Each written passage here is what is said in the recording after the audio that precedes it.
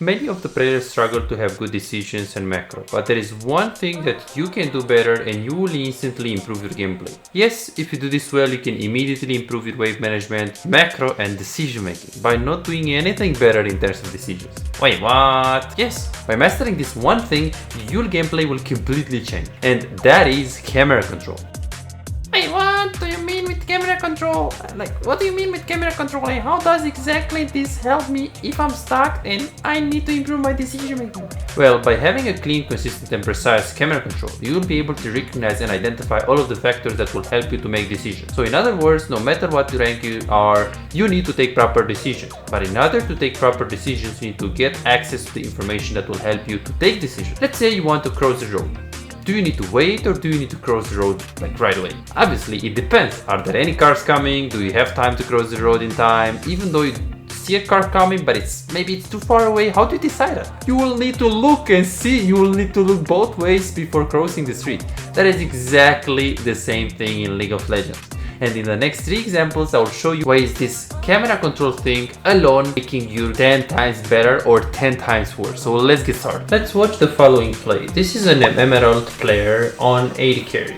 And I want you to look together with me on the next decision that he actually made with ulting right there. So we can see that in this specific situation, he is just getting plays. He tried to look on the river, and after he looks on the river, we can see that he actually decided to ulti instantly.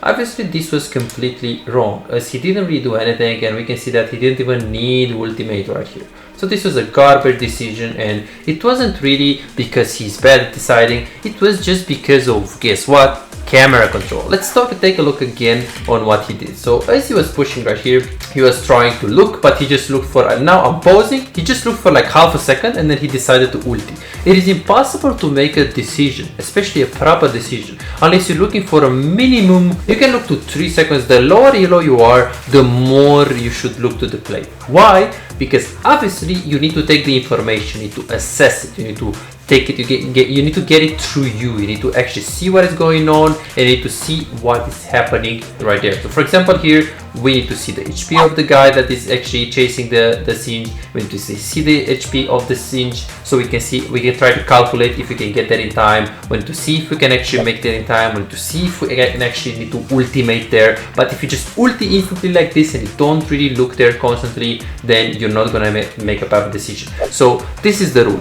The more elo you have, the less you should look on a play. So for example, if you're Faker, and if you watch Faker, you watch Chovy, you watch Showmaker, you watch Kumayushi, of course they're gonna look for 0.5 seconds to 1 second, because he's Faker. He knows this is chess for him. He knows everything that's gonna happen, he knows what is gonna happen, he knows what is happening, he can assess very, very easy. If it's a challenger player, a second and a half, it's already more than enough for him to decide. But if you're below master tier, maybe you should actually look to hover minimum 3 seconds towards 4 seconds, 2 seconds and a half, 3 seconds. Especially if you want to make proper decisions, looking for as long as possible is very important. But obviously, you also don't want to look too much though, because if you look too much, you're going to waste your time.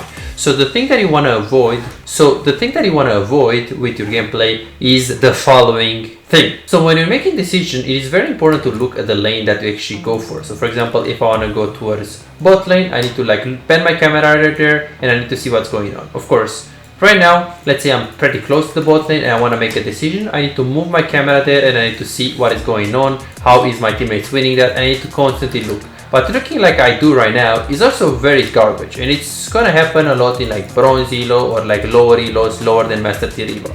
The way you should look at it is you should basically try to move there, pan your camera, see what's going on, and after 3 seconds of looking, you have to press spacebar to look at your champion and then move it again and then look at what's going on there. So what I'm saying basically is that before you want to look to, like before anything, you want to look there to see what's going on. And as you're looking there after 3 seconds, you really want to look to pan your camera on yourself, because maybe Fizz was in the brush, maybe they just jump over the wall on you, maybe something is going on. So also looking too much on the fight can actually hurt your gameplay. So be careful. The rule of thumb is that you need to look at 3 seconds on the fight and then 3 seconds on yourself. 3 seconds on the fight that you want to attend to, and then 3 seconds on the wave. So it has to look basically like this.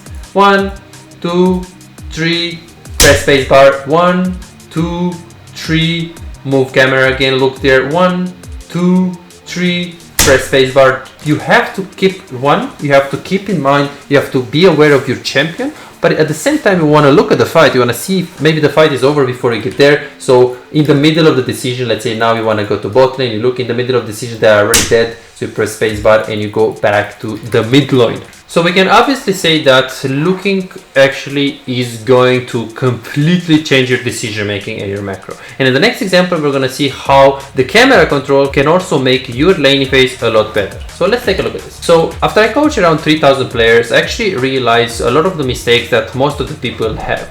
Gold players have specific mistakes. Platinum players have specific mistakes. Emerald players have specific mistakes. Diamond players have specific mistakes, and bronze players have specific mistakes. So the next player has a very bad pattern, and it's something that can also hold you back and can happen to you as well. So let's take a look at this.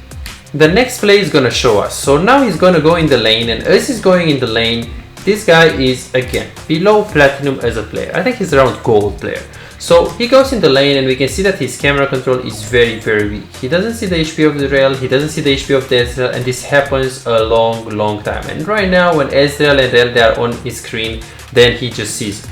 This can actually look subtle, but it's actually a huge mistake, because he's gonna do this when he's gonna look to fight on the river, he's gonna look to do this right before he wants to fight onto the lane. So it's very bad, because if you don't actually actively constantly see the HP of the enemies on the lane, then you're not gonna know what play you should actually do on the lane. Because obviously, imagine in that play, the Rel is coming with this HP because he tanks too much of the blue buff. Let's say he does a mistake and he tanks the blue buff a little bit too much. And you can actually capitalize on that. You can just go with the tumble and chunk him, but you don't know it. So the camera control can completely change your decision making, can completely change your laning phase, and I'm gonna show you why camera control can also change your wave management. Let's take a look at this. So right now, this Emerald player is staying onto the bottom lane. He's staying onto the bottom lane, he's looking to push, he's looking to chill. So obviously he wants to recall because he has low HP. Very simple. He's looking to do that, and let's see what he's gonna do right here. He's pushing and then he immediately recalls.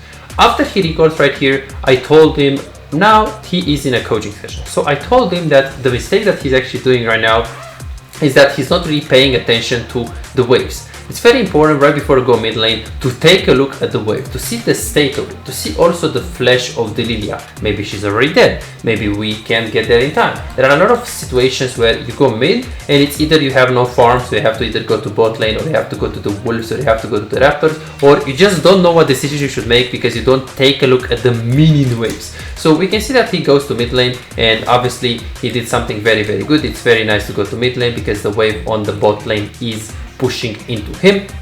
So it's pretty good. The problem is that he didn't really check his waves at all. He didn't check his waves. He wasn't really trying to actively look there to see what's going on. So now when he goes to mid lane, now he's looking there. But the problem is that when you want to make a decision to actually go to wolves, or go to raptors, or go to bot lane, or go to mid lane, you have to pay attention to the waves that are on bot lane, mid lane, and you have to kind of compare the minions, because if it's 9 minions red against 7 minions on the blue, that means wave is coming into you. So that means you can consider looking to go on the bot lane if that wave is pressuring you. Since he didn't really look at that point, he didn't really look at the wave, that is very bad. He doesn't know.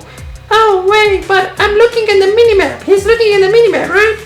Well, the minimap doesn't really tell him anything. How many minions are there? Are there 8 minions that are red, or 9 minions?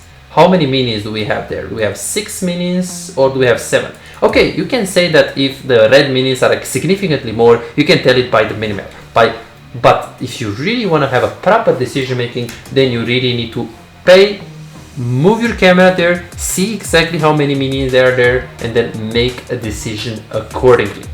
So for example, right here, exactly the same thing. He didn't know what he should do right now. Should he keep pushing mid lane? Absolutely no, because he's in danger. Should he go bot lane? Well, depends. It depends on how big is the wave. Is Aurelia looking to push? We need to pay attention to the wave and we need to see how many minions she's about to crush. If she crushes 3 minion waves, we have to move there. If she crushes just 5 minions, then we have to have a Rakan, because the Baron was spawning in about 2 minutes, so we are better to stay on mid lane. But as you can see, this player that is Emerald, so we're not talking about a player that is like low elo. This guy is Emerald, and he didn't really know how to move his camera there. He didn't really know how to how to move there. He didn't really know what he should be doing right now. He's just looking at himself. He's just looking at himself, and this is a big question mark. How the fuck are you gonna make decisions if you're not paying attention to the map? If you're not paying attention to the waves? If you're not paying attention to the game? Just looking at yourself. It's like you're trying to cross the road with your eyes closed. Super, super bad. Make sure you look at your minion waves and at the wave before you make any decision.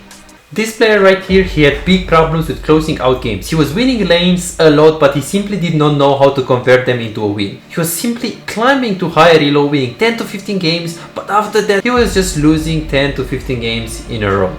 His gameplay looked inconsistent and confused. Then he booked a premium personalized coaching session and everything completely changed. Throughout almost 1 year he was able to get from hardstack gold all the way to Diamond 4. Here is another player that improved a huge lot in the coaching. I've been hardstack Platinum 4 for a very long time and been trying to get Diamond for about 4 years now.